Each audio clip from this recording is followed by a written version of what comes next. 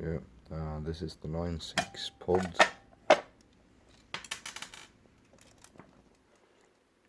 It has a fault with it, so taking off the buttons, taking out these 4 screws, and here we see one of the problems. This is where you have the battery for the memory. That's soldered on. Not a very good solution in my opinion, so I removed that. The battery was dead, so we needed a replacement, and I just I'm gonna install this instead, which is one of these things. You can just pop the battery in there. So yeah, that makes maintenance a lot easier. Another problem here, you can see the audio jacks have corroded.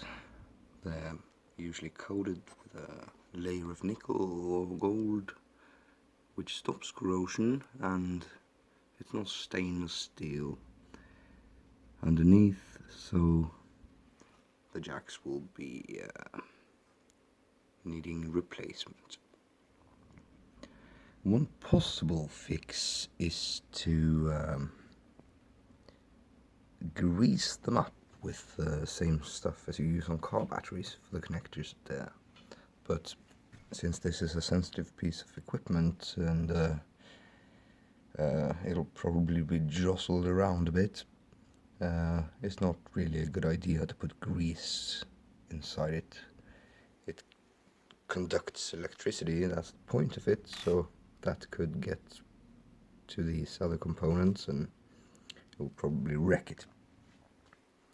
For comparison, here's a little newer equipment, and as you can see, the connectors are quite a bit cleaner here. If I just wipe them off with a Q-tip, you can see it's only dust. And this illustrates why audio jacks become like this, black. They're not supposed to be black. They're supposed to be like that. But for maintenance purposes, it's a good idea to open up your audio equipment and clean off the plugs. A bit of electrical cleaner. Air in a bottle to clean out dust, and that should make sure this doesn't happen, although it will happen eventually anyway, so yeah, for a technician it's not a problem to replace this. Now if you're gonna service your Line6 Pod 2. Yeah, okay, I'm not gonna lift it up now. The potentiometers are a good thing to check. You simply put your multimeter across these terminals and turn it. You'll see if the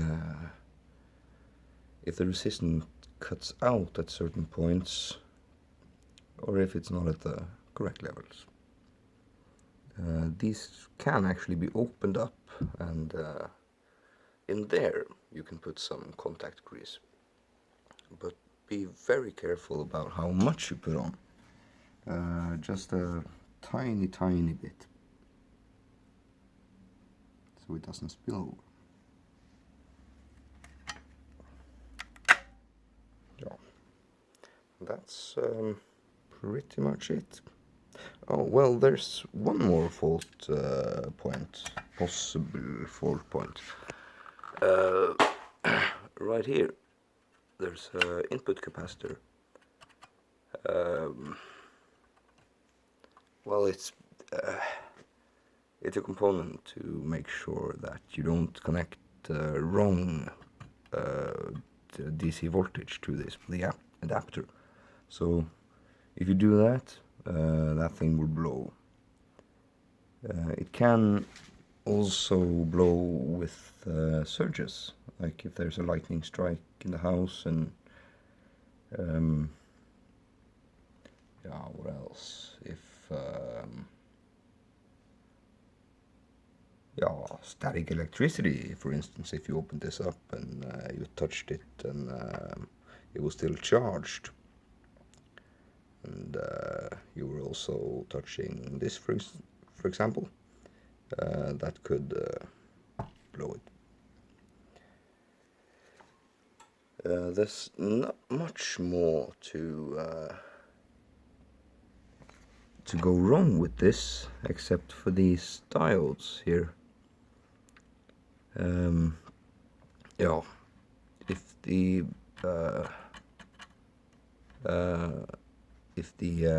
outputs on the device gets an input, these diodes are there to make sure the current doesn't get here and here and here and here to these chips and the ICUs. So those can be something to check if you bought a used piece of equipment, or if you don't really know if you...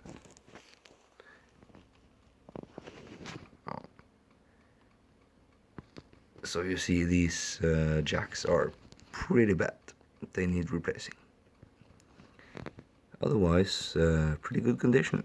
Doesn't look like any of the diodes or capacitors are gone, so I'll just replace the battery and the jacks, and should be good.